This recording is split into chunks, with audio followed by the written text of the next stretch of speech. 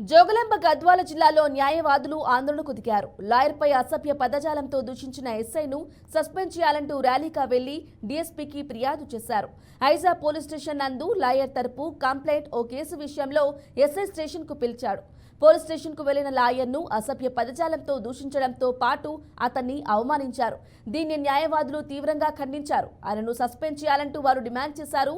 అతనిపై చర్యలు తీసుకోవాలని కోరారు. లేదంటే ఆందోళన ఉధృతం చేస్తామని హెచ్చరించారు.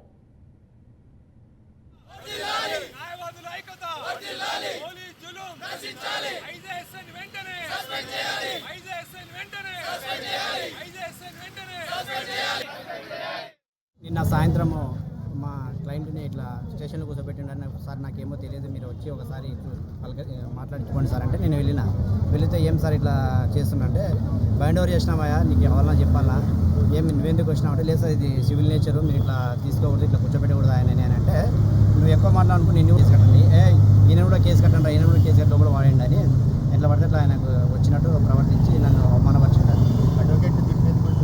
దానికి ఏం సార్ ఇట్లా మాట్లాడాలంటే నువ్వెవడు మాట్లాడడానికంటే నేను ఇట్లా ఆయనకి కౌన్సిల్ సార్ అంటే అడ్వకేట్ అని పెద్ద మోదబీరా అని నాకు అర్థం కాదు అని ఇట్లా నన్ను అవమానపరిచి మాట్లాడాను. కాబట్టి పై అధికారులు ఈ ఐఏఎస్ఐ విజయభాస్కర్ పై చర్య. నిన్న సాయంత్రం మా అడ్వకేట్ సురేష్ గారిని అవమానపరిచి ఆయనను బెదిరించి ఆయన మీద కూడా కేసు బనాయించి అక్రమంగా సెల్లో వేసి జైలుకు పంపిస్తానని బెదిరించినాడు. అదేవిధంగా ఆయనను